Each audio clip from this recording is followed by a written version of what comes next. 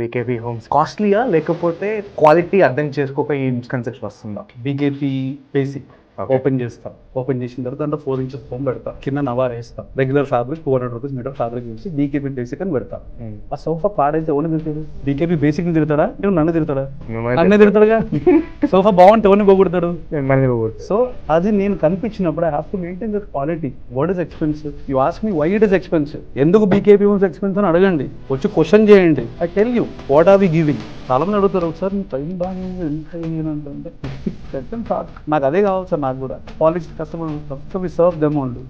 I don't want to serve 100 people and get into trouble. I want to serve 2 people with a happy customer. That 2 people will go and get me 100 people. ఏ రోజుకైనా నేను నమ్మేది ఇదే. లేదు మీరు ఇప్పుడు ఈ video కింద comments వస్తాయి కదా, బీకేపీ బేసిక్ అని స్టార్ట్ చేయండి, క్వాలిటీ బేసికే పెట్టండి, బట్ అప్పుడు నన్ను తిట్టొద్దు. నేను ఇస్తా 10,000కి 3+1+1 సోఫా కూడా ఇస్తా, కానీ నన్ను తిట్టొద్దు.